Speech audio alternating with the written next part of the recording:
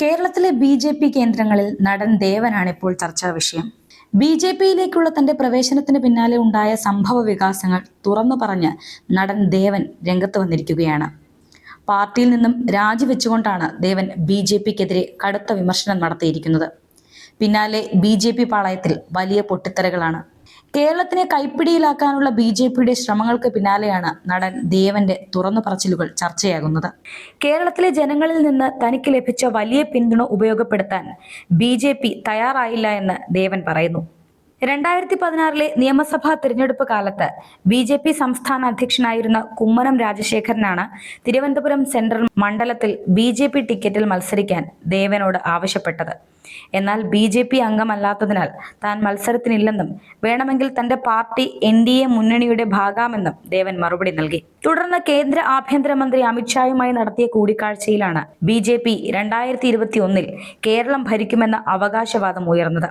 എന്നാൽ കേരളത്തിൽ ബി.ജെ.പിയെ കുറിച്ചും RSSനെ കുറിച്ചും നിലനിൽക്കുന്ന തെറ്റിദ്ധാരണകളും ഭയവും മാറ്റി നിർത്താതെ പാർട്ടിക്ക് അധികാരം പിടിക്കാനാകില്ലെന്ന് അമിത്ഷായുടെ മുഖത്ത് നോക്കി താൻ തുറന്നു പറഞ്ഞതായി ദേവൻ പറയുന്നു.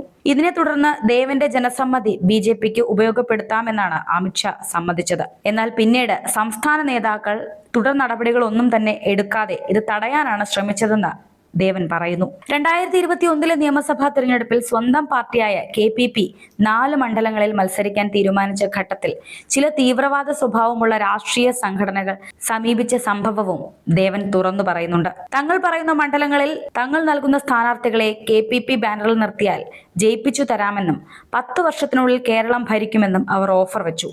എന്നാൽ താൻ ജീവിത അവസാനം വരെ എതിർക്കുന്ന പ്രസ്ഥാനങ്ങളാണെന്ന് പറഞ്ഞുകൊണ്ട് ഈ ഓഫർ ദേവൻ തള്ളിക്കളയുകയായിരുന്നു. 2023 സംസ്ഥാന വൈസ് പ്രസിഡന്റായി നിയമിച്ചെങ്കിലും വ്യക്തമായ പോർട്ട്ഫോളിയോയോ ചുമതലകളോ നൽകാൻ അന്നത്തെ സംസ്ഥാന അധ്യക്ഷനായിരുന്ന K സുരേന്ദ്രൻ തയ്യാറായില്ല.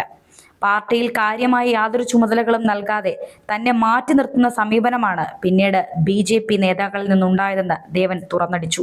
എന്നാൽ ബി.ജെ.പിയുടെ മുന്നിൽ കൈകെട്ടി നിൽക്കേണ്ട കാര്യമില്ലെന്ന ബോധ്യത്തിലാണ് താൻ പാർട്ടി വിടുന്നത്. താൻ മുൻപ് ബി.ജെ.പി ലയിപ്പിച്ച് കേരള പീപ്പിൾസ് പാർട്ടി ഇനി പുനരുജ്ജീവിപ്പിക്കും. യാതൊരു മുന്നണികളുടെയും ഭാഗമാകാതെ തന്നെ സ്വതന്ത്രമായി ജനങ്ങൾക്കിടയിലേക്ക് ഇറങ്ങിച്ചെല്ലാനാണ് ദേവന്റെ തീരുമാനമെന്നും പറയുന്നു.